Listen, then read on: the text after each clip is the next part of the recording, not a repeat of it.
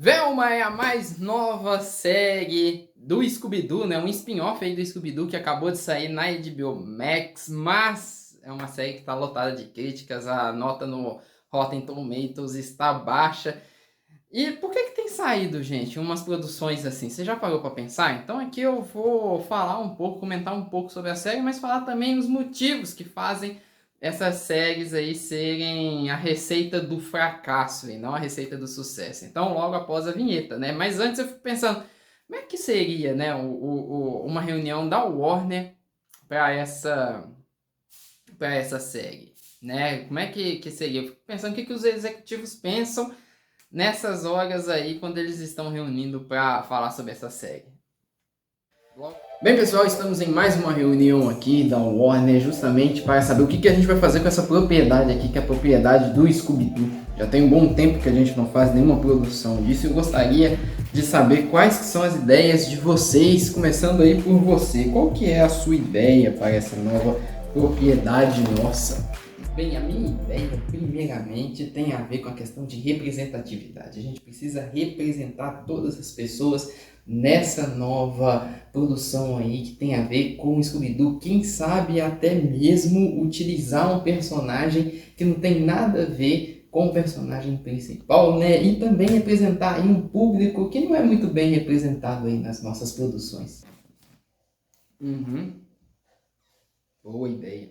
Agora você, qual que é a sua ideia? Eu acho que a gente, na verdade, deveria cancelar todas as séries que o público está pedindo, inclusive com o desenho que o pessoal está pedindo, e fazer uma série de uma personagem que ninguém pediu. Anotado. E você aí, por último? Obrigado por ter me dado a palavra. E eu tenho uma opinião um pouco diferente de vocês. Eu acho que a gente deveria fazer uma série totalmente fiel e respeitando os personagens e agradando os fãs.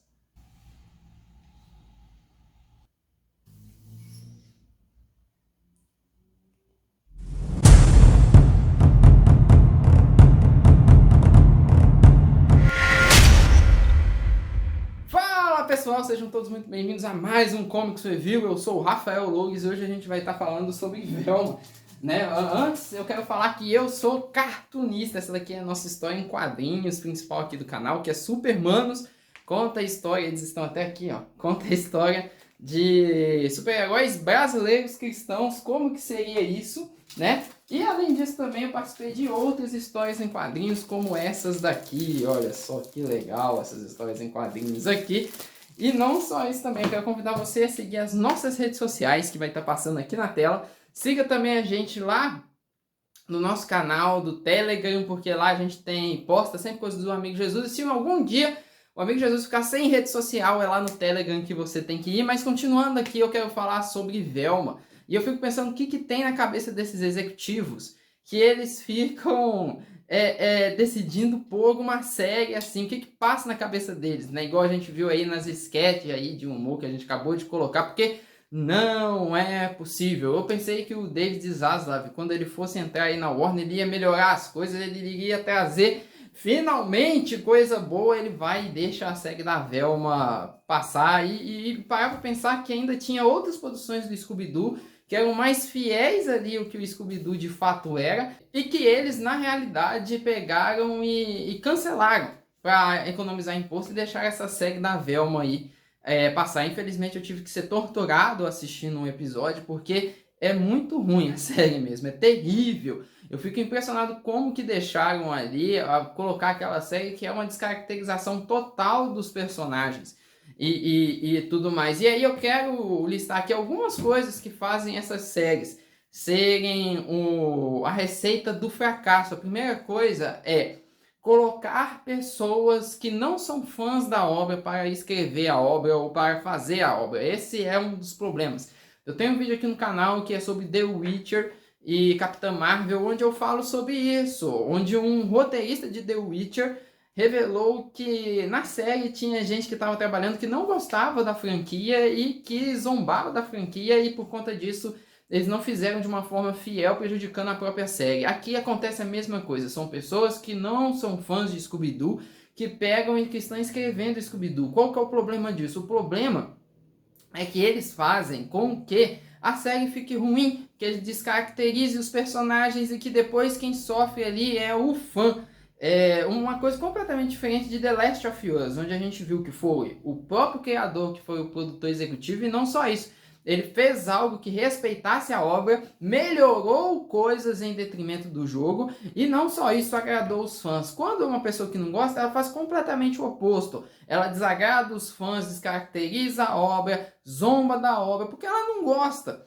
Ela não gosta. E aí, porque ela não gosta, ela não faz direito. E aí eles colocam esse tipo de pessoas na qual aí eles cometem um segundo erro, que é a escolha de público-alvo. A série da Velma, ela tem um público-alvo bem específico, que é o público-alvo jovem tuiteiro.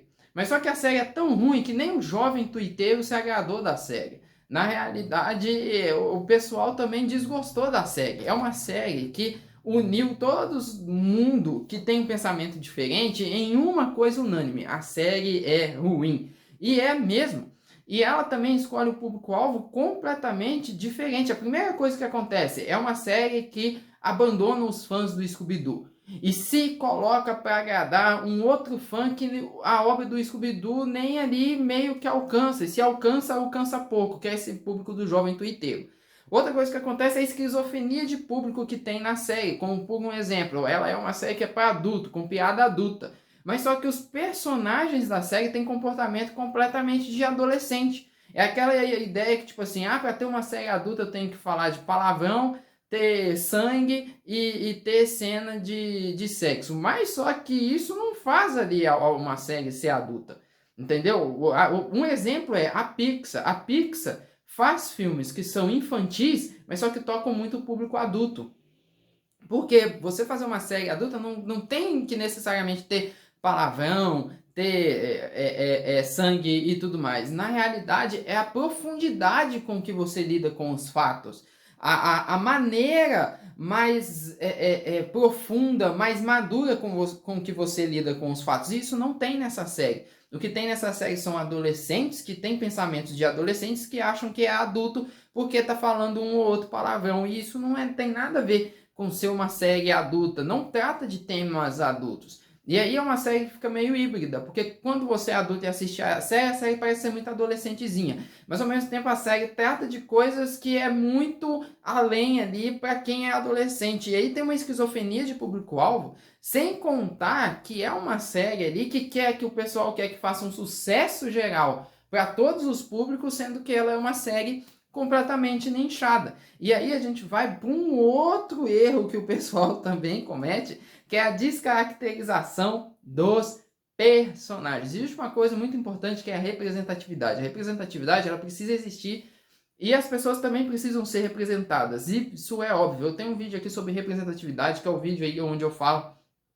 do Homem-Aranha, por que o Homem-Aranha faz sucesso, mas o que acontece é o seguinte, uma coisa que tem virado lei é a questão da alteração de etnia dos personagens. Antes de você falar alguma coisa e tentar me criticar e falar assim, você tá falando isso porque você é nerdola branca. A primeira coisa é, eu trabalho com a questão da cultura e já teve trabalhos onde eu cheguei para os autores ou para o desenhista, no caso eu estava fazendo a pintura e falei, olha, a gente precisa colocar mais pessoas aqui diferentes, com outras tonalidades de cor e tudo mais. Por quê? Porque na obra em que eu trabalhei não tinha tanto pessoas com a tonalidade diferente de pele e eu falei que era importante ter essa representatividade. Então, preste bem atenção, eu sou alguém que defende essa questão, mas eu defendo essa questão quando ela é bem feita. Hoje tem virado uma coisa só de manchete, só de simplesmente para aparecer nas páginas online e gerar clickbait. Fulano mudou a etnia de tal personagem. Para causar ali um reboliço, causar ali, né, a questão do engajamento e tudo mais, as pessoas ficarem com raiva e comentar, e não só isso. Vai acabar a bateria, Jesus amado, vai acabar a bateria. Vai acabar a bateria, gente, eu vou voltar rápido. Bem, pessoal, eu voltei aí, né? Consegui colocar para carregar aí o celular rapidamente. E aí é o seguinte, voltando aqui ao assunto que eu tava falando, sobre a questão da representatividade, na realidade é que isso tem sido só para fazer manchete, né? E se eu voltar num ponto diferente é porque realmente ficou sem a bateria, mas dá para continuar aí a partir daí. E aí, isso tem feito para fazer manchete. E como que a gente repara isso? Justamente pelo fator de que as pessoas elas mudam a etnia não para trazer uma profundidade ali do personagem, não para trazer uma nova abordagem, um novo desenvolvimento. Na realidade, eles fazem isso justamente para colocar ali na manchete, gerar manchete. Quando você chega no personagem, o personagem ainda por cima ele é raso, ele não tem desenvolvimento. Entendeu? E aí o que acontece é o seguinte, na realidade, essa questão toda, não é porque o pessoal está preocupado em representar o povo, mas é porque estão preocupados em usar a etnia para gerar notícia, para gerar polêmica. E isso eu acho pior do que quem critica, porque aí você está usando a pessoa e não está preocupado de fato em representar as dores, as alegrias, a cultura e a personalidade do que de fato faz ali a pessoa. Entendeu? E aí tem uma outra coisa que acontece na série, que a criadora da série, ela é indiana, e ela decidiu fazer a Velma completamente indiana. Eu gostaria que você visse essa imagem aí, olha só pra você ver. Da Velma e da criadora da Velma. É simplesmente o seguinte, essa Velma aí, ela não é a Velma. Essa Velma é a criadora. O que a criadora ela fez na série foi fazer um auto-avatar, onde ela pegou a Velma e descaracterizou a Velma para colocar ela no lugar. Então, por isso que, por exemplo, tem todas as... A Velma tem aquela personalidade que aparece na série. É por isso que a Velma, ela age daquela maneira. Porque não é a Velma do Scooby-Doo. É essa criadora na pele da Velma. A Velma é um avatar. A Velma ali só é o nome. Talvez uma característica como a roupa e o óculos ou outra. Mas quem, na verdade, está ali é a autora. O auto-avatar não tem problema, igual, por exemplo, o Supermanos é um auto-avatar. E por falar nisso, segue lá a página do Supermanos, tá passando aí na inscrição e tudo mais, e leia Supermanos na Amazon, porque agora a versão física acabou e a gente tem na Amazon.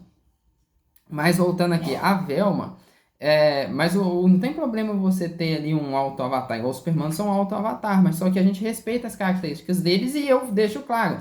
É o meu auto-avatar, é o auto-avatar do meu irmão, é o auto-avatar da minha irmã. Agora, a Velma era uma outra personagem, com outras características, de uma outra forma, e ela colocou ela mesma ali. Sem contar, gente, que a descaracterização do personagem está muito ruim. Cada personagem diferente um do outro, não lembra e não respeita o que de fato ali tem nos personagens e tudo mais. E sem contar que a Velma também ali é muito chata também. A outra coisa que acontece é a questão do trampolim para a ideologia.